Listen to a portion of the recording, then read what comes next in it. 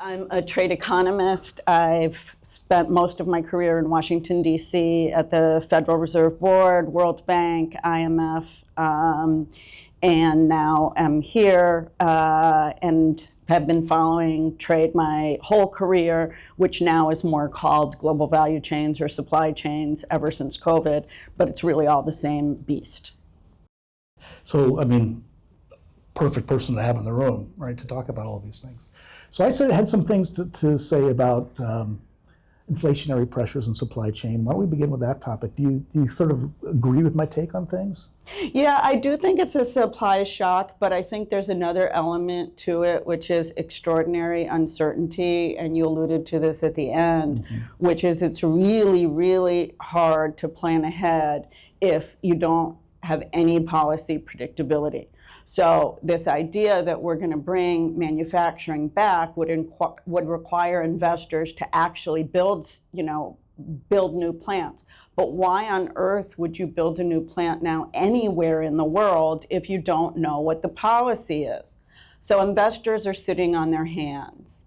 And that, I think, along with the decline in the market and consumers potentially holding back, could lead to a recession. Although there's also this weird short-run effect of the inventories coming in, as well as I was talking to neighbors who are rushing out to buy cars because they're afraid of tariffs. So there's just so much uncertainty, though, that I don't see investment, and we may have a lot of the kind of whipsaw things we saw during COVID, where the auto industry underinvested in semiconductors that were needed and then couldn't produce when demand came back because of holding back. So I think we're going to go back to an economy with weird shortages if predictability doesn't come back. I do think there's market discipline, though, and I think we're starting to see that in the comments today, that this policy is not as big a win as some officials claim. Yeah, on your point on automotive, I just saw data released this morning. We apparently pulled 2 million vehicles forward into the month of March in automotive sales.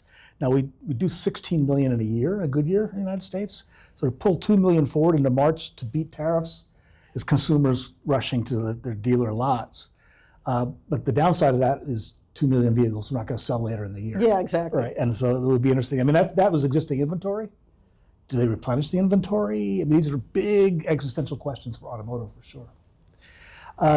So I would like to hear more about what you observed in Japan and what you could bring back and share with the group. Yeah, so the conference I was at was actually a mix of academics and policymakers, organized by the IMF and the University of Tokyo, and it had been organized well before any of this was known that this would be Liberation Day. So we happened to all be there, a bunch of trade people together. So Japan is waiting it out. So China kind of put out this news that they were going to partner with Korea and Japan, but that was all fake. Japan is too dependent on the U.S. for defense and is going to hope to negotiate. China and Europe don't really have any option, even if it hurts them, but to respond because of political pressures. So Europe is going to wait a month to see what happens, but is planning to respond and putting it together now, and China's sort of doubling down. Yeah, well, it seems like you got mirror images of one another in those two leaders, President Trump on the one hand and President Xi on the other, who neither one wants to be seen as backing down to the other, and I can't afford to politically either, I would say. Do you buy into the theory? I think Stephen Moran actually published a paper on this. You alluded that this idea of the United States is better positioned to outlast a trade war than other countries, and that could be animating the administration's policy. Yeah, so if you haven't read Moran's 45-page report that he put out, Hudson Bay, I think is where it's published, you should really read it because that's what they seem to be following. And One thing is the U.S. accounts for a much larger share of imports than exports, and there is actual academic theory showing that we do have an optimal tariff. The estimates range from kind of 15% to 60% as the U.S.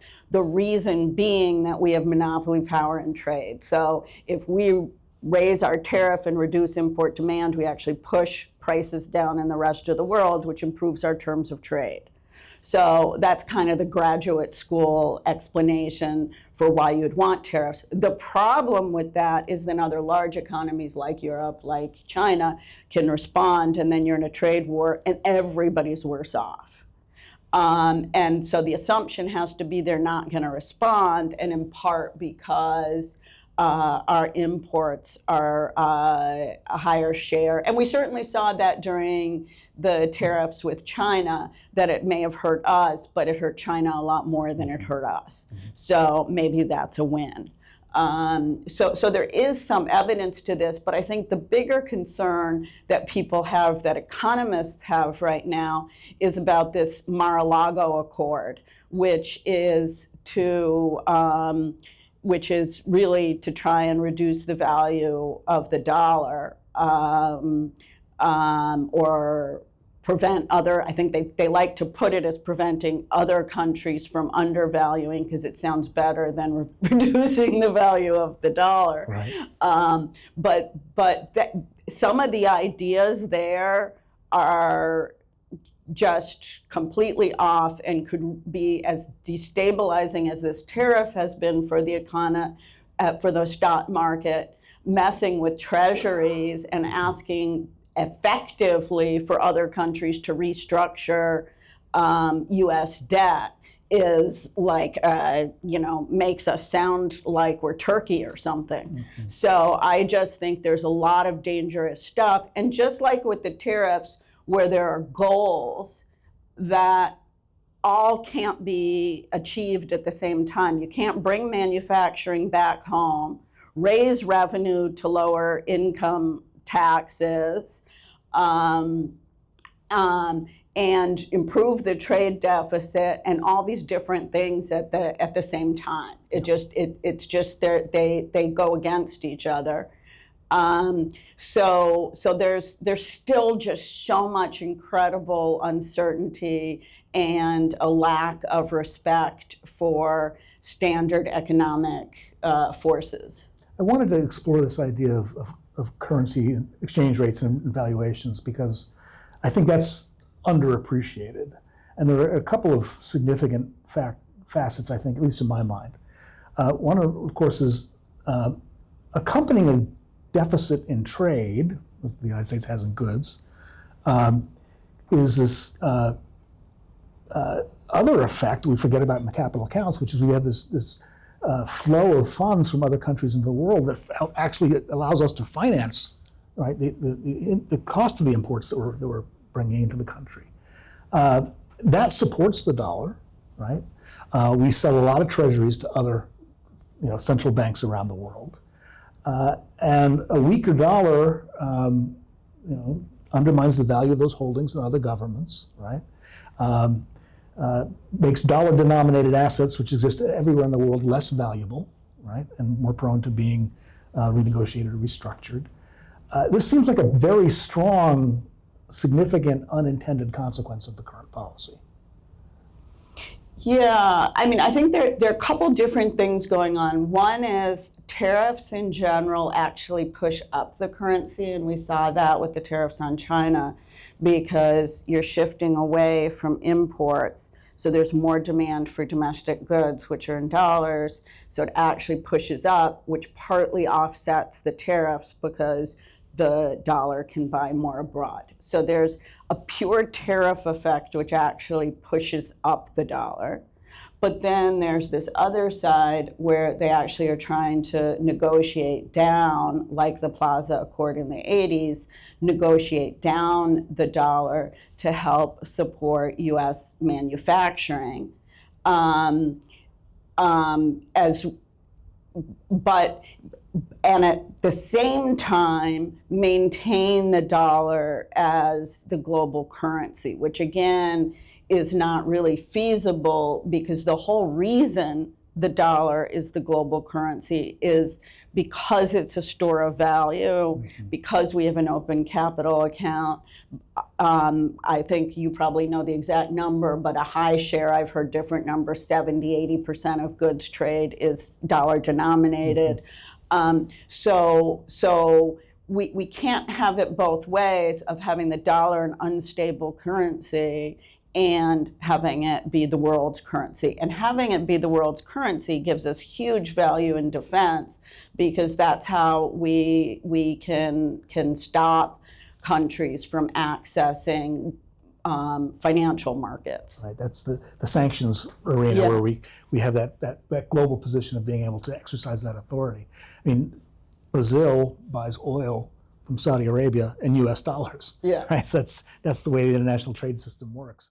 Hi, Oceanside Perspective community. Here we are today with the Oceanside Perspective founder and CEO, Helen Wang. Helen, can you tell us a little bit about OP for the viewers that are new or who may not even know what OP is about? Yeah, so Oceanside Perspective, I would say, well, first of all, we are content creator for the purpose of education. And we are a nonprofit, so we really care about our mission and impact. What is our mission? We have a tagline called Light Beyond Generation. So hopefully that people who are really interested to learn more about the leadership, innovation, technology, and entrepreneurship, which is a short light, across generations. The scenario on reshoring, I'd like to explore that. I think many people will be sympathetic to the idea of reshoring. Articles I've read of late have pointed out that, for instance, the aluminum and steel tariffs, a lot of these factories are built with a lot of aluminum and steel, have made the cost of bringing those, it raised the cost of aluminum and steel, period, domestically produced or sourced from overseas. The machine tooling you need to buy and the specialized equipment is now more expensive, right? Significantly more expensive. So the business case for building many of these plants has just been blown up in the short term. I mean, under what scenario does the business case become feasible again? I mean, if we're talking about a temporary movement in price levels, right, and they may stabilize, and so we're just living in that new reality.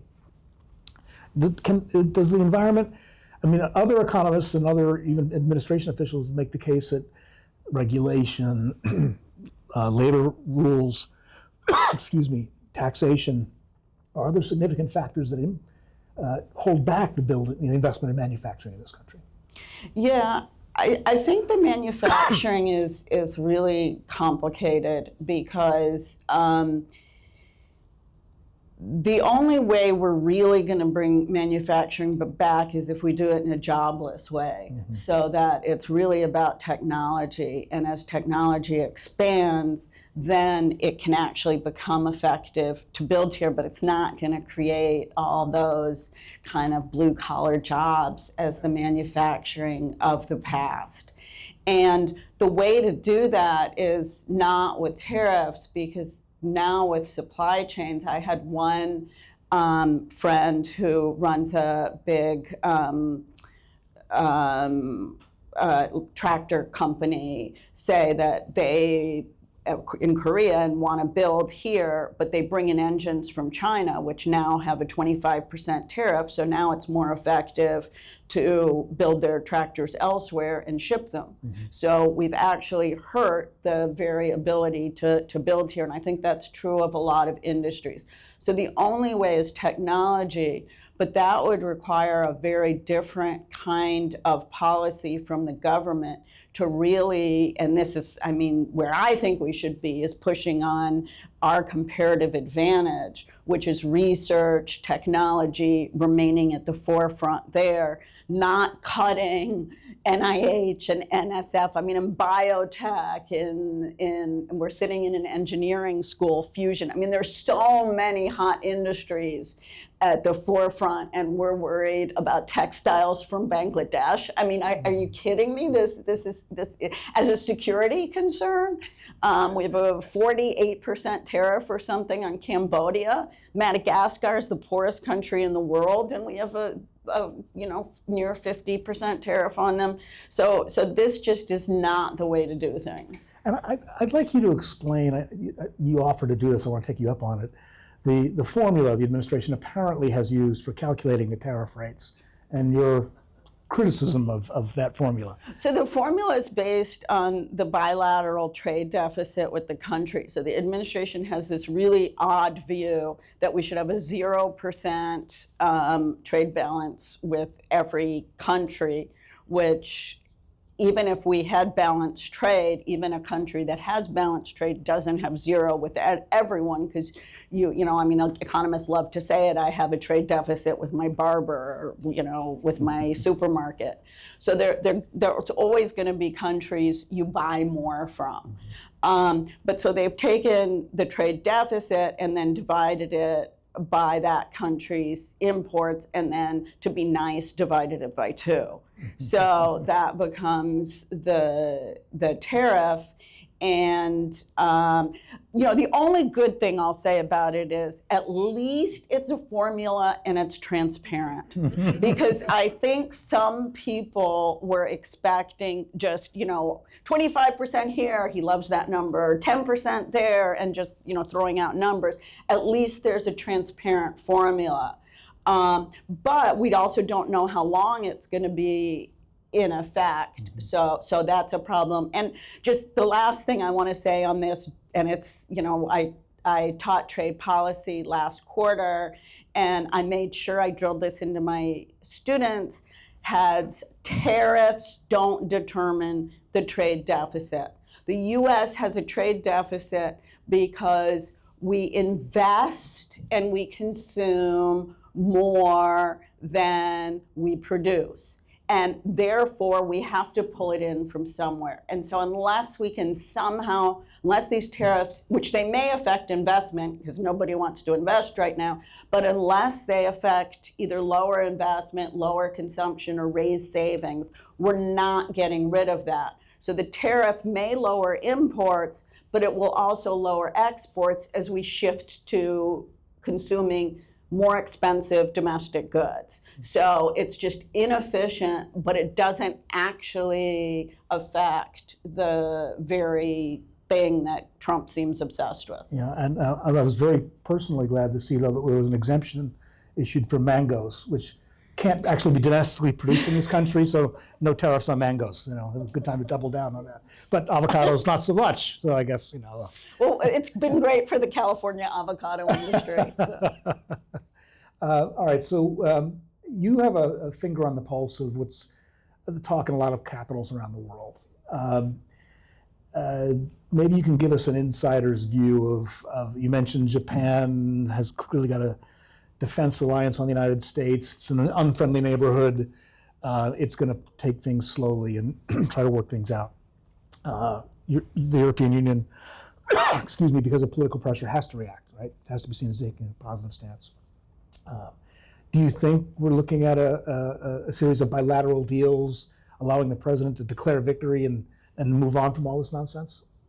I do, but not for the reason that was his original goal. Mm-hmm. But I think he is a deal maker. He likes to win, and there will be a lot of pressure to do that, and then he can declare victory and move on. So, maybe I'm trying to look at the glass as half full, but I do think that's the only way out of this. But there will still be this kind of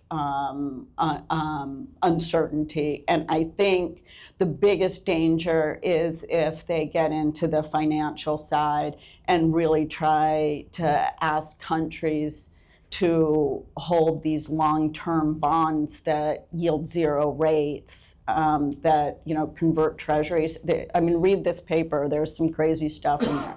Yeah. Okay. The 100-year bond. Yeah. Okay. That's. Besides tuning in, how else can we help support Oceanside Perspective, and how else can our audience give us more encouragement? If you like our content, we'd love to produce more for you. But I would say maybe three things. You know, the first thing is really subscribe. If you're on YouTube, please subscribe. And if you're on LinkedIn, please follow us. We are very active on all the social media platforms. So please become our community. I think join us, that's the big thing. Secondly is, if you love us, I'm sure the people surrounded you would like us as well. So please share, please tell more people about what we do, the mission we're trying to achieve across generation again. So everybody is included. This is a very inclusive community. So please share and tell other people about Oceanside Perspective. The third thing, I think, come back to resources. I would really appreciate if you would consider that to donate to our cause for a great mission and for more content that we're going to create and benefit our community. All right. Thank you so much for joining us today, Helen, and for talking to all of our Oceanside Perspective community.